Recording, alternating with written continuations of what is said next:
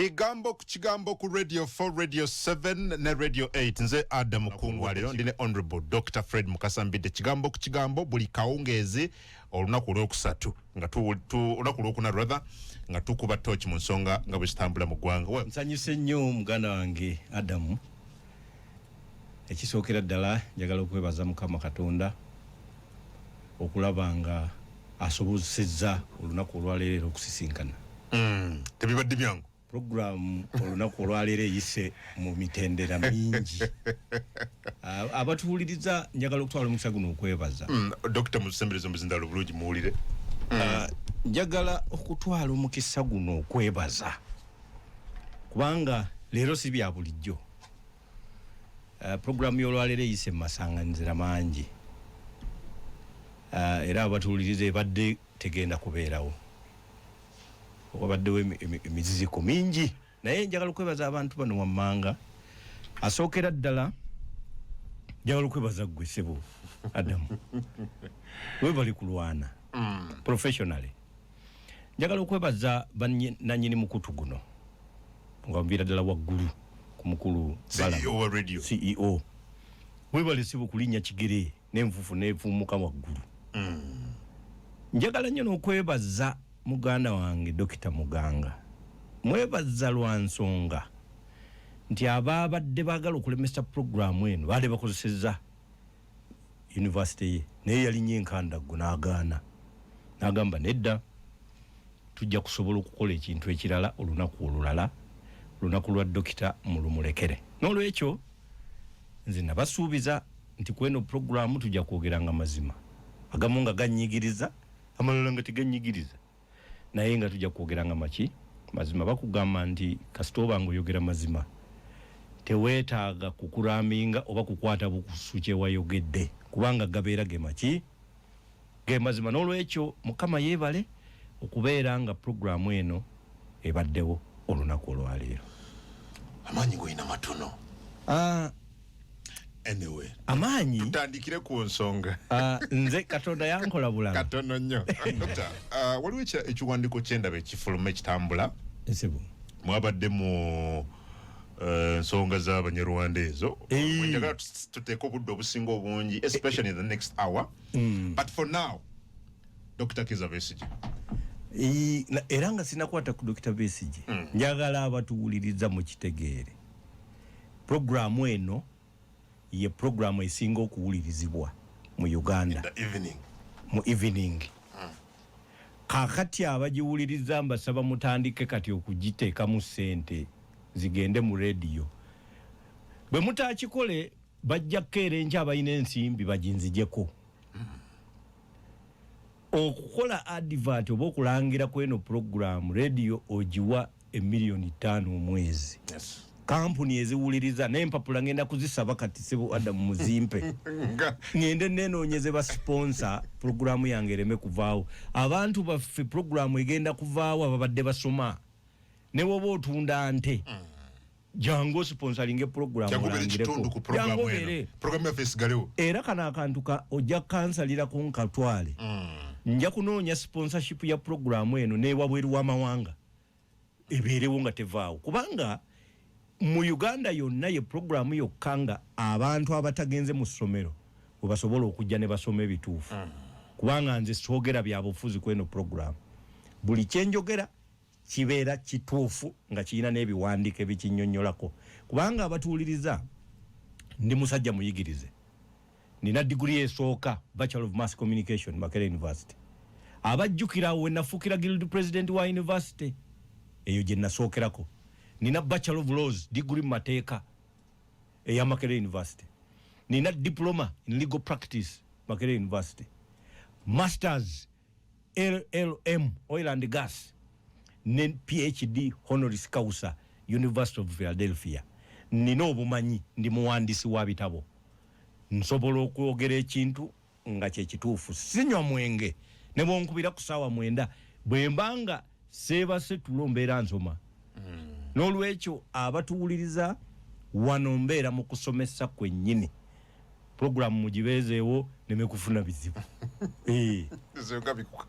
ebinkanze nnyo nti omuntu asobola okuleeta ensimbi n'agamba nze nzitaddewo aveewo kale tugende Besigye yaw simanyi and I need really the legal interpretation of what happened.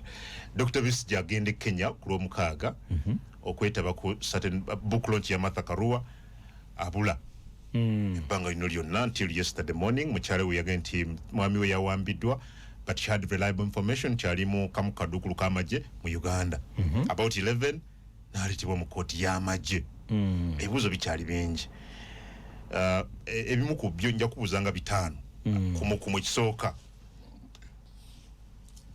Uganda kyabadde was it a deportation or extradition kimu ekyokubiri ekooti y'amagye nga bwe twagirabye eida jurisdiction okuwozesa omuntu addiza omusango e Kenya nejja negumuwolezesa wano kubanga batugenda nti bamusanze ne pistol kimu ekyokubiri nti abadde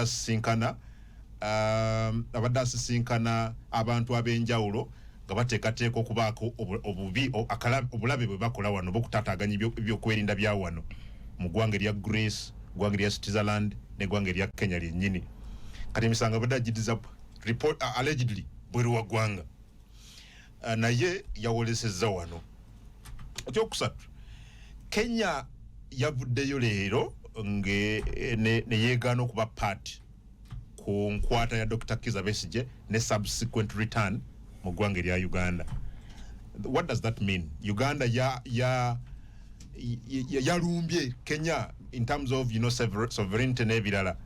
Ekibuuzo ekyo kikyali awo ndabye nabifuze Kenya nga bavumirira kino amawulire ge Kenya leero gasibye gawandiika emitwe eminene gagamba nti Kenya yafuuse ground ya abawambi then nekisembayo basivilian ogenda maaso n'okubeera nga bawozesebwa mu kooti eno ey'amagye. Besigye civilian si munnamagye, Lutale Obeid si munnamagye naye baateereddwa mu kooti eno ate nga waliwo ojjukira ruling eyo Kabaziguruka versus Attorney General.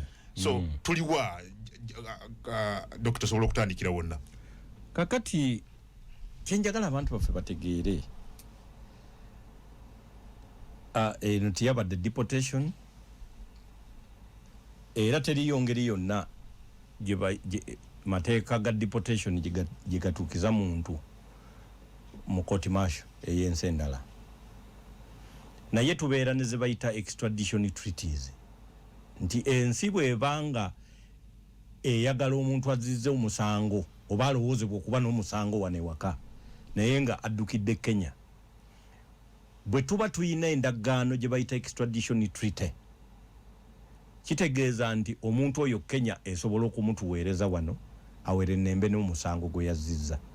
Abatuwuliriza extradition si kukwata bukwasi muntu ne bamussa ku nnyonyi naye eri yennyini mu nsi mwe baagala omujja akomewo wano ate wabaawo okuwoza mu nsi eri wabeerawo extradition procedures mu kooti zaayo ne basalawo ate balyoke bamuleete. So tebakwata bukwasi nga bisaaniiko ne bazzaayo omuntu ewantu. Ekyokubiri tosobola kugenda Kenya noddizaayo omusango ku Uganda tekisoboka. Tulina kye bayita jurisdiction nti olunaku olwaleero kooti kimwe baagala okumuwozesa nga kooti eyo omulamuzi bw'asala omusango ne bakwatira omuntu e Kenya nga gyaguddizizza. Jurisdiction abatuuliza kitegeeza nga bw'oba n'ente ekiraalo kyo bwe kisalira ye wabeera ente ezo. Tosobola kugamba nti gwe ente ezo ziri mu biraalo 5 okujjako nga mwakola enteekateeka n'oli akulundireko. Kakati amawanga gano amateeka gaago gakola okusinziira ku kiraalo nga bwe baakikola kye bayita boundaries yebeeramu amaanyi ga kooti eyo bwe gakoma. Kati bwe mulaba magistrate olwaleero tosobola mwami Kungu kuddiza musango mu Jinja City chief magistrate owe Nakawa n'akuwozesa.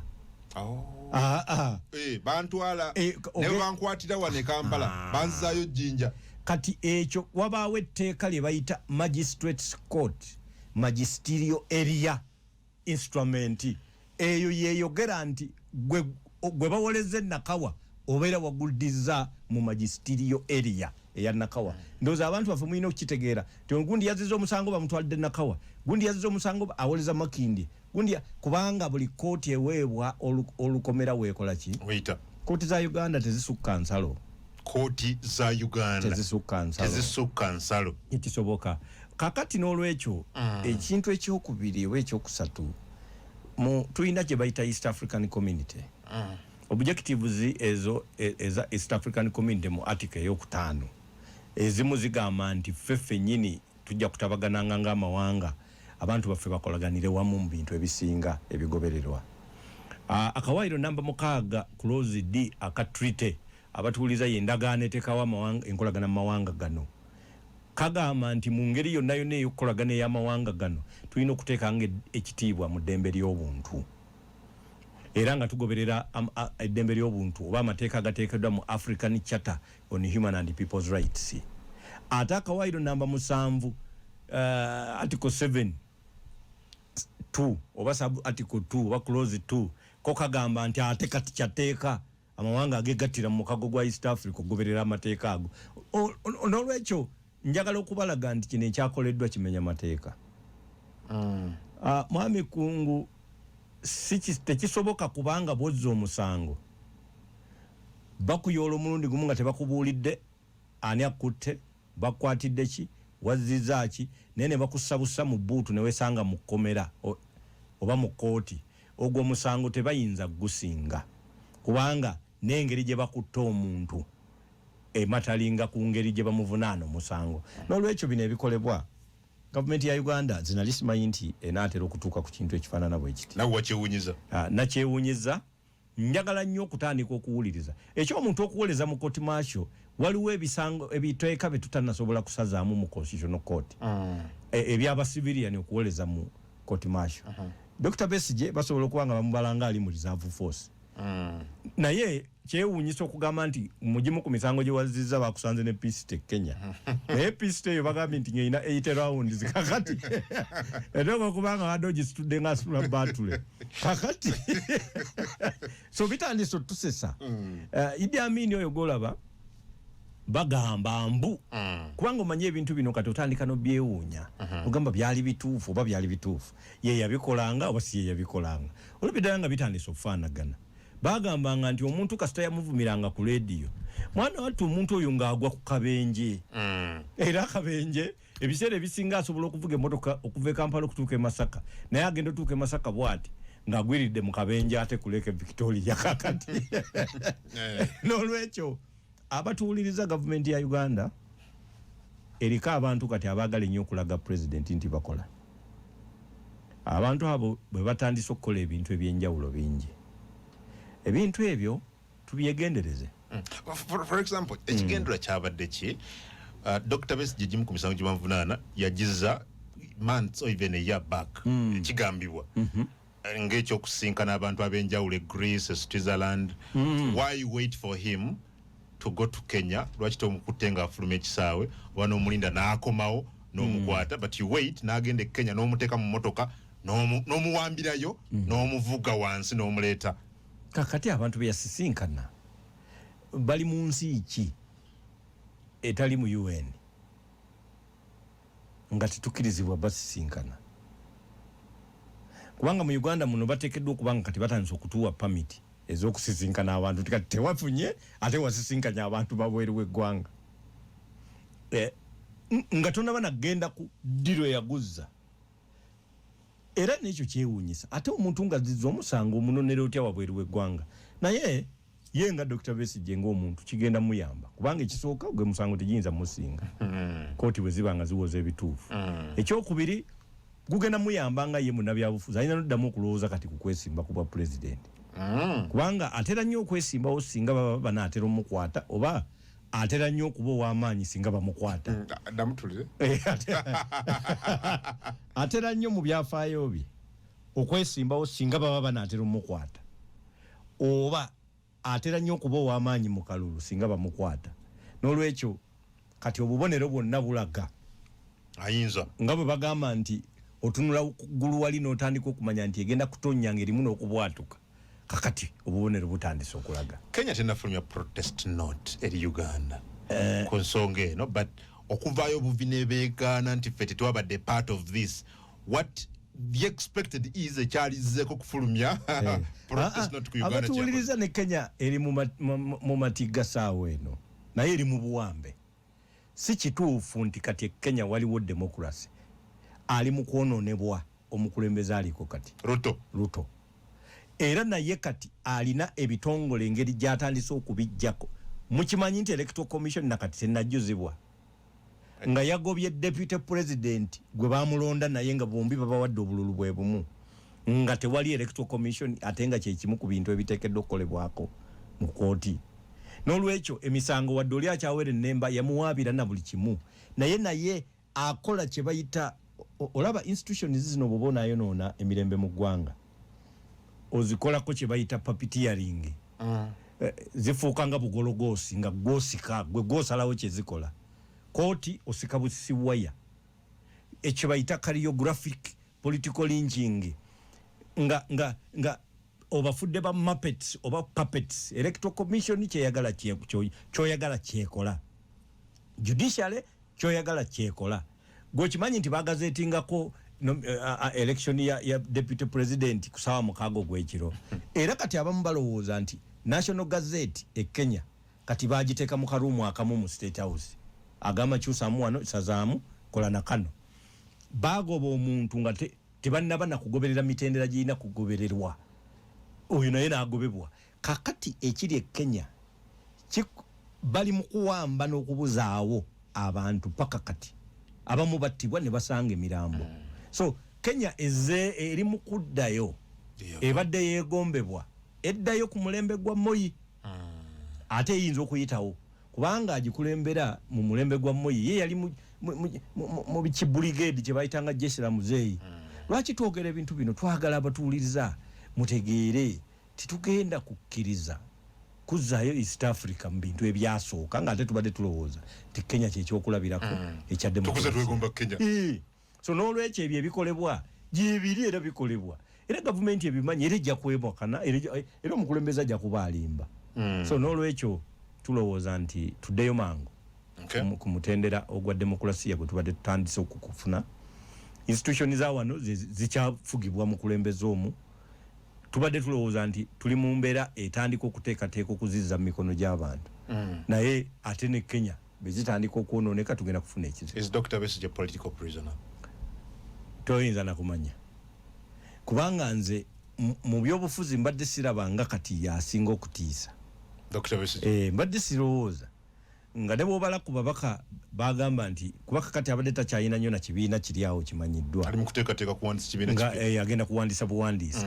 So nze mu kulaba okwange okw'omuntu wa bulijjo mbadde simanyi nti kati yasinga okutiisa ennyo, naye kisoboka okuba ng'abatunuulizi b'ebyobufuzi aba gavumenti eriko abalaba ffe bye tutalaba nga bakozesa emitongole ebyenjawulo ebiraba basobola okuba balengedde ng'ayinza okubafuukira ekizibu ne batandika omukola ebyo, oba nga baagalayo abaafuuka ekizibu. Nakyo kisoboka. Gavumenti eno yo yennyini etukolera opposition. Gavumenti eno ebikola nekwata omuntu nemuta, nekwata omuntu nemuta, nekwata nemuvuma, mwene bwe mulabanga mulala yewaamaanyi gw'olaba yo oli avuma ono. Kakati ate abantu baffe kye mulina okumanya nti mu Uganda tulina bibiina bya bufuzi.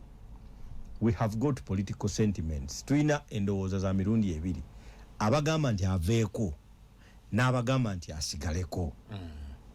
Kati ebbanga lyonna ogw'omuti egyo emitendera ebiri gifuna ba candidate era be babeera ab'amaanyi mu kulonda.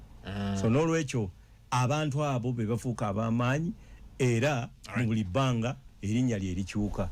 Tiluli yabaddeko Sebagala teyamazeeko, 95 yali Semwogerere, mu mwaka gino ejaddako 21 n'abeera Besigye.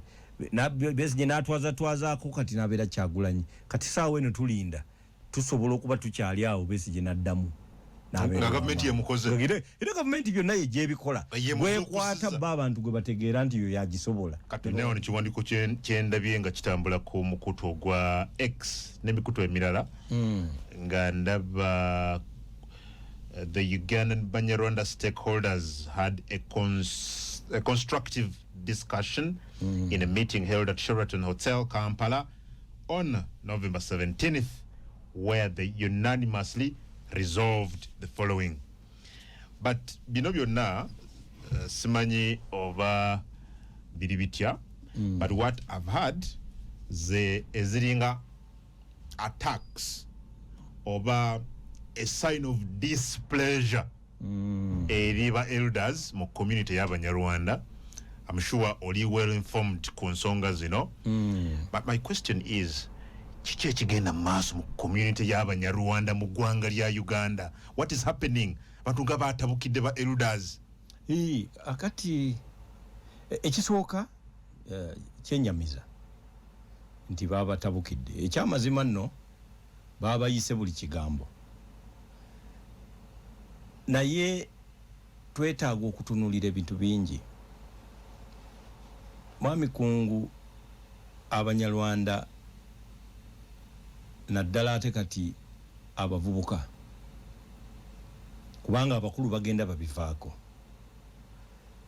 naye olw'okuba tulina amateeka nga bwe gaali gakolebwa baakolamuko ku nsobi ne batakola kintu ekyo. Omanyi waliwo kye bayita constitutional autochtone. Bw'oba oyogera oluzungu ng'oyagala dwogera nga ffe bannamasaka okyogera autochtone. Kati buli lw'otuuka mu kaseera ak'okubanga okkirizibwa okwekolera amateeka agakufuga, oyina kuteeka ekintu kimu ku mutwe gwo. What question am I answering through this law? Nzira mu kibuuzo ki? Etteeka libeera ansa ya kibuuzo ekibeerawo. Kakati mu Uganda twafuna obuzibu nti mu Uganda, era olwanuku olwaleero tubadde tutunuulira maapu ya Buganda nga tutunuulira districts eziri mu Buganda, naye nga twagala kujjamu district ezisingamu Abanyarwanda. Tugenzo zitunuulira nga zonna district ezisingamu Abanyarwanda. Tugamba kiki? Tubadde twetegereza Buganda nga twagala kulaba district ezisingamu Abanyarwanda mu Buganda. Tugenzo zitunuulira nga zonna district zezisingamu Abanyarwanda. Omanyi edda twabadde tukyetaddemu nga tulowooza nti cattle corridors. Naye tugenze okutunula nga buli district, Mwami Kungu, buli district eya Buganda erimu Abanyarwanda era yesingamu Abanyarwanda. Buli district zimenye zonna. Kakati kitegeeza ne Kayunga Kayunga ate kakati Kayunga ate oyinza n'okulowooza nti ate be bo bokka ababeerayo. Bw'ogenda Masaka olowooza bokka, Emukono olowooza be bokka, ogenda Bukomansimbi, Kalungu, genda Sembabule, genda Rakai, genda Kyotera, genda Kalangala, genda Luweero. Abatuwuliriza kino mwetaaga okuddamu mwekubemu ttooki mu kitegeere. Naye ate nga Abanyarwanda abo waakolebwawo etteeka erinnyonnyola ani munna Uganda omuzaaliranwa oba citizen by birth. Etteeka eryo abatuwuliriza liri mu ssemateeka wa Uganda akawaayiro namba 10. Ndabye n'abalala bangi babitaputanga bwe baagala. Etteeka eryo twalinoonyerezaako ne tuliwandiika. Njagala osomere abatuwuliriza kino kitabu. Ekitabu ky'ozzo Dr. kuliko Banyarwanda, Borderline and Other Roving Ethnic Communities Citizenship. Proposed Constitution Amendment Bill 2024. Proposed Uganda Citizenship and Immigration Control Act Amendment Bill 2024. Chawandikibwa Honorable Dr. Fred Mukasa Mbidde. eno kopi yange tugikuuma butirivu era bw'omala kati ogiraba omwana ngenda gimuwa adduke mangu agizeeyo mu mashini kyaffe mwe tugitereka. Tonzikiriza na kubikkula munda.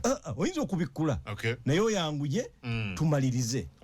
Lwaki nkulaga ekitabo ekyo nti twamala dde okunoonyereza mu mateeka ga Uganda gonna.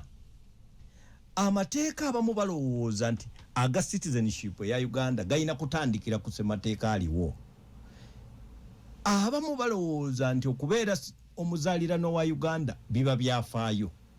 Era abasinga they have misdirected themselves. Bakoze ensobi nnyingi nga bataputa ebintu bino nga bo batunuulidde ebyafaayo. Ekituufu kyeki? Ekituufu olina kutunuulira mutendera gw'amateeka nga bwe gajja galyogera ku citizen wa Uganda. Etteeka erisookera ddala eryali eriwandiika erisooka kyatandika nga kiragiro. British Protected Persons Order 1934. Balooya mbalabye abalala batandika ku 1948 ne 49. That is wrong. Abalala bambi obatunulira bataputa ne bagamba n'okugamba nti etteeka lya Uganda Article 10 teyina buzibu. Article 10 eyo bw'ogitunulira egamba mwami Kungu nti osobola okubeera muna Uganda okusinziira ku kawaayiro ako. Paragraph ziri 2 ezirina obuzibu. Esooka, singa obeera ozaaliddwa mu Uganda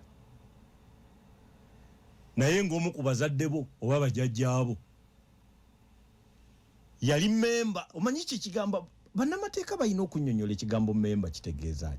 Yali member of an indigenous ethnic community in Uganda as at 1st February 1926. Waliwo ba lawyer gwendabye nga ya ajjeewo kino n'akisitula n'agamba nti nti bategeeza nti ng'oli member owa listi eri oba community eziri mu schedule kubanga baziyita indigenous titulale by title baziyita indigenous ethnic communities in Uganda. Balooya muleme kukolera nsobi mu nsonga erese akaleega bica mu ggwanga. Baba tegeeza ki? Baba bategeeza ekisooka wateekeddwa okubaawo register eya indigenous ethnic communities in Uganda. Era nga mu eyo register omu ku bazadde bo bajjajjaabo yali member. Era nga gwe bw'ogenda wali mu passport office olina okugamba nti ekisooka ng'olowooza nti oli munyarwanda olina okubanga omu ku bazadde bo osobola okukakasa ebintu ebyo wammanga.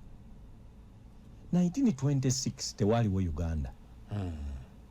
Era tewabeerangawo Ugandan citizen paka 1962. Waabeerangawo ba British Protected Persons. Situwagala mulimbe bantu. Constituency Assembly ya 1995 teyalina lukusa luteekawo kantu ka threshold ka 1926 nga teyina we yakajja. Mu mateeka agajja gakola Uganda tewali mukululo gwako. It was an alien importation. Naye kati tuyina batabani baabwe ne bawala baabwe abatagalira ddala oyogere nti baakola nsobi be bali mu kututawaanya. So njagala okubuulira mwami Kungu aboogera bino abamu baali balamuzi. The implication, rather the expectation is bamanyi tewali buzibu. Okay.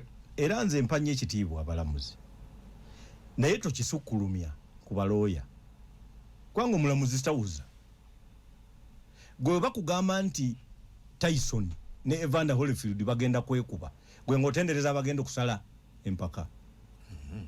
Omulamuzi asala ku balooya ababiri bye bawozezza temubatendereza kubasussa era mugenda okuleeta ekizibu.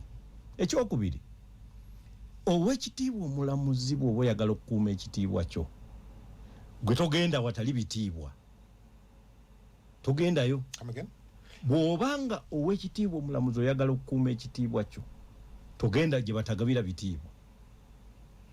Singa olwaleero Kungu ndi munnamateeka singa nzikirire wa Kisekka n'endaba abaana babiri nga balwanagana nenkwatako omwe ettaayi nti ye mukyamu bye bagenda okunvumira eyo sijja kubagamba nti muvumye looya. Obeera weetadde mu kye bayita the market place oba the arena and marketplace of insults. Not ideas. Not ideas.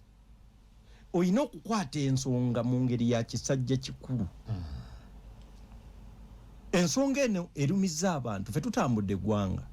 Nze nayitibwa nga munnamateeka nga waliwo ekitongole ky'omubaano nga balaba ensonga eno nga mbi etabudde abantu bafuna ndagamuntu, abantu beeyokera mu nnyumba, abatunze ebibanja bafune passport bagende bafune emirimu, ate passport office center abavubuka beeyo ne bazirya ne passports ne batazibawa nti si bannayuganda, ne beeyokera mu nnyumba. Tulina lisiti nene nnyo, abantu tebafuna biwandiiko, nira tebawa. Kakati eriyo abantu ate abagamba mwate etteeka liryoke, ne mbatunuulira ne mbakaba bano bategeera ekintu kino. Wano ebitongole bya Uganda temuli muntu ayinza kukola nsobi n'atafuna kizibu. KCCA olaba ku bisaaniiko obusaaniiko bakukwata ne bakuggalira executive director. Nira bobbe sente bakuggalira. Singa waliwo ekintu ekiyina okuggaliza aba passport office nira singa bali mukomera. Naye abagamba ekisigula ennyana kiva mu ki? Well, recently, just a minute, you'll accept to get the fed because njagala batuwuliriza basobole okugoberera bulungi. Nakyaziza omukulu Simon Peter Monday. Yes. Ayogerera Ministry of Internal Affairs ne Immigration. Nambuza ku nsonga eyo. Mu bigambo byangambye nti ekizibu teeka. Yes. Sibo. Singa implementers. I have it. I can play it. I can play it. On Simon Monday, Ali Radio for Radio 7. So ko ulize dobozi. By immigration to follow. Njakusaba ufuna headset says Dr. Mbide tuwulirize because now there is confusion. Some of you say teka chekizibu. Another group says a teka did okay. And some of the people saying this banama teka balamuzi bakolera bali abakola ensobi. But now this is immigration talking. Yes, let's listen. By immigration to follow into goberera ki mateka getukote goberera ndi alino kunyonyola natuwane evidence eraga nti bajjaja ne bajjaja be obatata ne otata we yali mu Uganda by February 1st 1926. Bakuba tetumanya bubogamba gambi nti nze ndi munyarwanda noja kubanga oli munyarwanda munansi wa Republic of Rwanda. Kati tulina okugezaako okudiginga deeper because some of the things we've had ngolyaga nti banaye nze jjajja wange yazaalibwa wano, taata wange yazaalibwa wano, nzaaliddwa wano, sigenda nkona Rwanda, simanyi na bwefaanana. Naye bwe ngenze ku immigration bangambye siri Munnayuganda oba akati obuzibu ly'etteeka lyaffe.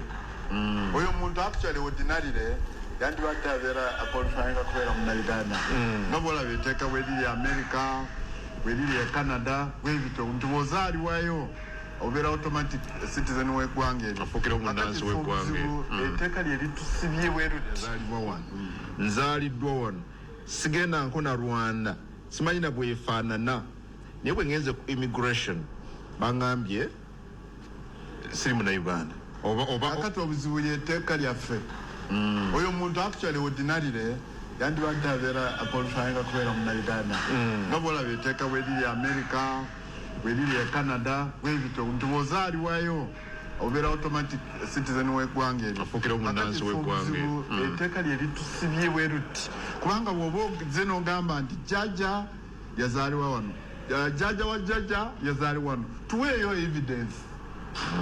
Tuweeyo akapapula akalaga. In fact tuba tubasaba obuntu butono, funayo katiketi keyasasulirako omusolo edda mu 1926 nga manze waliwo omwami actually weeks kale ndoza I've done justice eryansabye okuddamu okuzanya eddoboozi eryo oba naye mwana wattu oba adda mukungu ndi kuwaaki naye gumanyi nti Abanyarwanda bajja kutuuka ekiseera bakoleyo ekibumbe nga kifaanana ggwe kennyini kubanga ekintu kino kyokoze Abanyarwanda mikwano gyange special abali engoma ababamma endagamuntu bakugambye obuzibu ki teeka abamma ndagamuntu ne passport kati bakugamba bosi kyekizibu naye teeka bo bakolera mu teeka fe abaweebwa omulimu abanyarwanda bano be bakwasa omulimu okubabuulira engeri gye tumalawo kino twakoze enkyusakyusa mu tteeka gye twagala tukwase gavumenti ekole kakati ate bano abalamuzi batudde ne bakola resolution bo teziri mu tteeka mulimu zizino wano ze bakozesebwa mbu basazeewo engeri y'okumalawo ebizibu be bamma passport bagambye tulina okufunayo olunaku olw'abanyarwanda olw'okusaba kyekisooka tulabe mu lunaku prayer day mbukati abanyarwanda nga basaba ku olwo olunaku mu mwaka balina okufunayo engeri y'okugatta abanyarwanda nti beeyawudde okulaba engeri gy'okumalawo obutakkaanya mu banyarwanda okukola culture center ne investment vehicle kati bategeeza saako naye no atali munnansi etteeka likugaana likukugira okwegatta mu saako okuteekawo structure eya council of elders kakati supporting the realization of citizenship rights starting with the low hanging fruits bali mukwogera okuwagira standardizing the use of declarations on oath or statutory declarations by all Ugandan applicants bali ku bintu engagement with the Ministry of Internal Affairs to ensure that the Directorate of Citizenship and Immigration Control officials don't vet citizens by birth holding national identity card. Discuss with the National Registration and Identification, guiding all citizens with passports of other countries to apply for dual citizenship, and forming a steering committee which appointed shall present a framework report on the stakeholders. Kakati olaba mu byonna bye boogera temuli mu kiruma abanyarwanda. Abanyarwanda obutakwatagana balina groups nnyingi si kibi. Ne Buganda eyina ebika ebisukka mu 50 kati bagamba nti abaganda tebakwatagana bakwatagana ekyo kizibu kyabwe ebika okubanga bingi nti okubanga bingi era bo bakola tteeka limu nti kati buli kika kiwase mu kirala tewabaawo ekyewasaamu ekyo ne kiggwa tewate olaba n'enkima tezisobola kubeera ku ttabi limu g'osuubira otya abantu bonna okubeera awantu wamu. That is not the problem of Banyarwanda. What is their problem? Their problem is they are not citizens under the law. Under Article 10 era gye tulina okukola ka amendment. Kakati ekireetedde abalamuzi ebizibu abantu babayiseemu eggaali kwekweka mu kisenge nga tebatubuulidde nze tewali yali ampiseeko era ne wajja waleeta obujulizi nti yampita ekisooka nva mu nsonga z'abanyarwanda n'amateeka ne ngavaamu tewali yali ampiseeko. Mwekwese mu kizimbe muvuddeyo n'ebintu si byebiruma abantu omanyi bakugamba muzibe bw'oba osusa ebinyeebwa bye oyina okuba nga oyogera wategerera nti toli mu kubirya. Ekireetedde obuzibu bakulu abalamuzi ekibaleetedde obuzibu abantu ensonga ezibaleetedde okufa mwe mwekwese ne mwagala muli mu kususa binyeebwa byabwe mugamba mukola ku zaabwe naye babawulira temwogera. Oyina okwogera okulaga nti toli mu kwegaaya toli mu birya mwegalidde mukoze ebintu bya njawulo. Ebintu bino bye mulimu tutambudde eggwanga mwami Kungu ate nakati tukyatambula ku Lwomukaaga tugenda Yiganga naye buli maka njagala okukakasa galimu abavubuka abatakka wansi wa basatu abalenzi n'abakazi abammibwa endagamuntu ne passport okugenda ebweru okonoonyeza emirimu wano tewali mirimu mu Uganda saagala balimbe bantu. Abaana abo be bafuutu soja kati aba buli muntu ayagala okubaako kyakola yeesimbyewo. Era mulimu gwe basigazza kubanga n'okulonda tebajja kulonda. Be bagenda okwokya ebipiira mu buli district era bagenda kugabanyizibwa ng'obe abeekayunga bakwatayo 18 ne babagaba ajumani kubanga tebajja kufiirwa nti tetwalonze tebalonda. Be bagenda okuteekawo a state of ungovernability mu kulonda okujja kubanga tebakyayina ekintu kyonna. They have nothing to lose. Tuli mu kuyamba abanyarwanda naye tuyamba n'eggwanga obutagenda mu butabanguko. Lino etteeka lye twabaze kye ligenda okukola. This is a book printed erimu amateeka 2. Twagala ku amendinga constitution si kulwa Abanyarwanda naye nkugambye Banyarwanda borderline ethnic groups ne roving ethnic groups bonna n'abali ku border kati abasamya tebabaawula owe Kenya n'owe Uganda twayinako family emu nga omu minister wa wano wa ICT omulala vice president we Kenya baawoli kati saawe eno mwami Munde yakugambye tebayina listi ey'abantu abaaliwo abalala immigration wano batandise 1919 no bw'oba oyagala genda mu research entuufu immigration ne migration ozibala kuva 1911 paka 1964 muve mukuzanyira mu nsonga enkulu. I have written even a substantive book, Roots Beyond the Borders. Abantu ng'ensi tezinnakolebwa tebabeera ba refugee. So it was construction of countries. Based on the current laws of Uganda. They are not Ugandans. Over 6 million people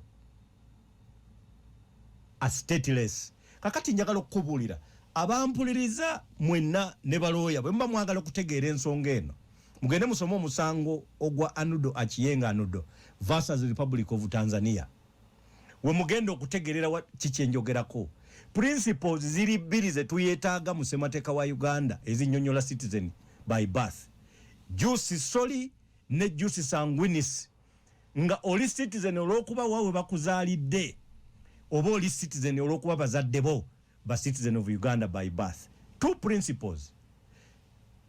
Anudo Achiyenga oyo gwolaba yali mu Tanzania yazaalibwa 1979 bwe bamuzaala Tanzania atuuka ekiseera ky'okuwasa agenda okwagala okuwasa agenda anone atwala ebiwandiiko bye bamukwata endagamuntu bagimuggyako bagamba kolabika oli munna Kenya bwe bamala ogimuggyako yeekubira omulange wa minisita akebera anoonyereza bw'akola ebiwandiiko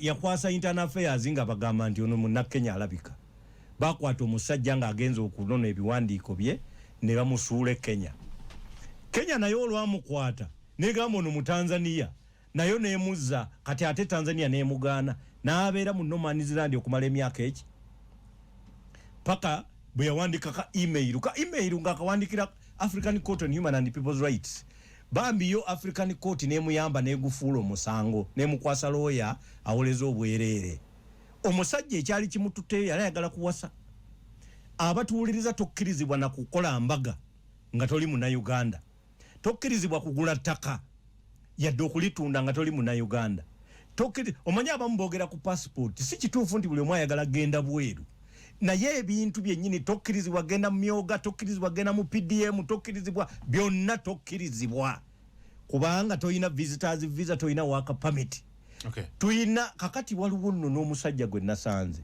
bamumanya abeera awo abawaaba abalamuzi bano balowooza nti abantu babavumye naye ye oli omusajja yandaze listi y'aba civil servants bonna bagamba nti si banna Uganda balina okuva mu mirimu nga n'abalamuzi mwe bali. Well, let me ask like an ordinary person.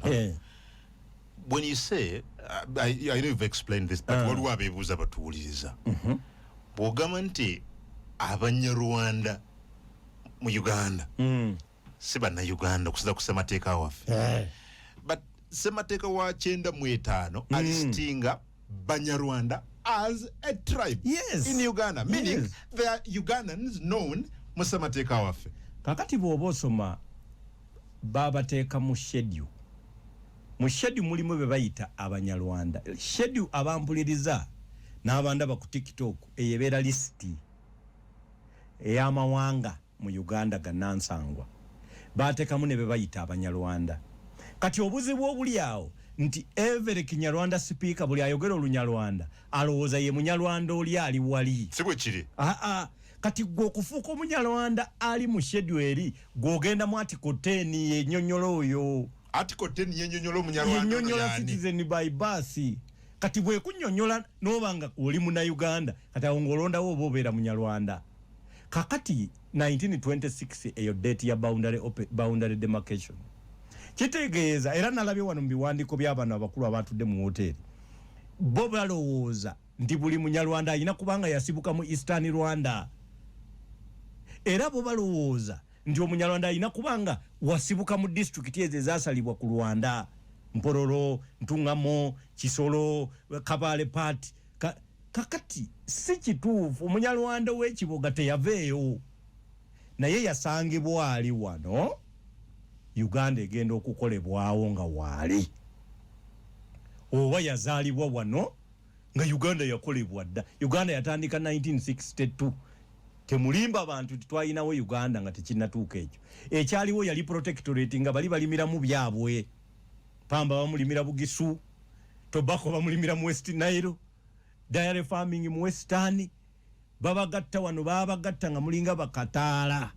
Bo babalimisa gino misiri gyabwe. Era n'ekyasooka okukulembera wano yali company. Right. Imperial British East African Company. Eba bagambe ebera government yansi.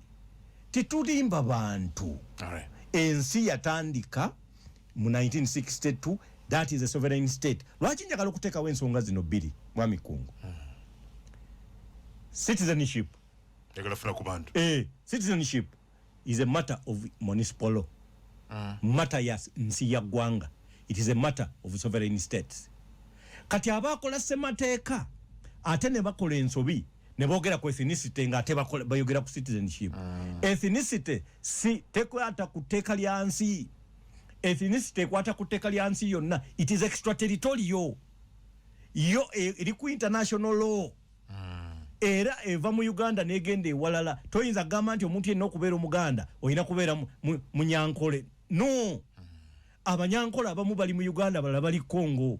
Kyovola tulina Abahema n'Abalendu, tulina Abayima n'abatali Bahima.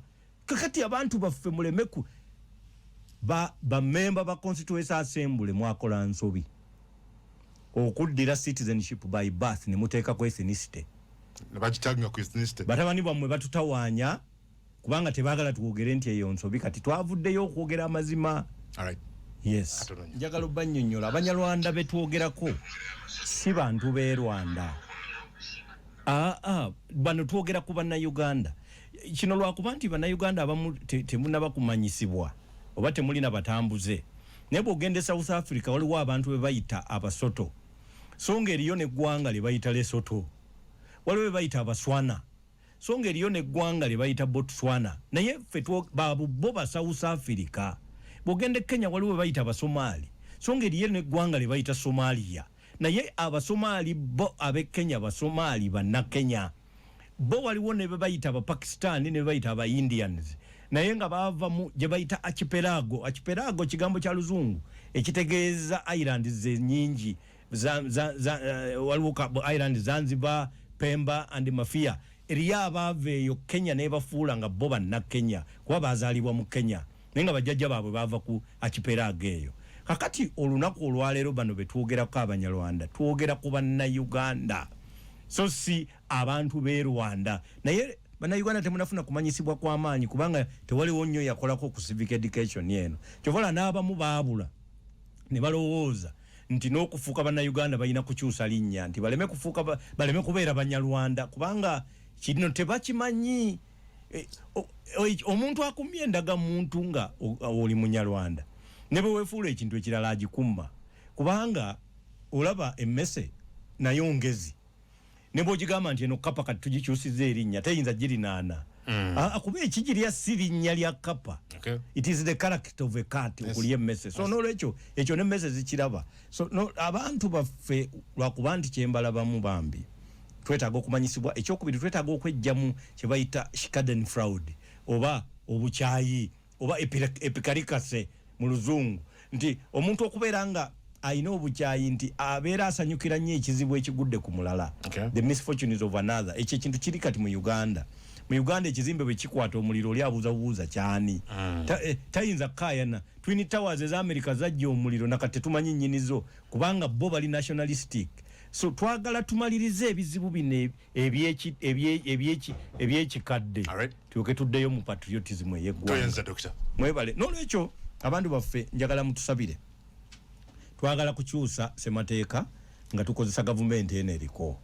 Ssemateeka abantu ba Uganda bonna babeere nga beetaaya nga balina ebiwandiiko ebiboogerako.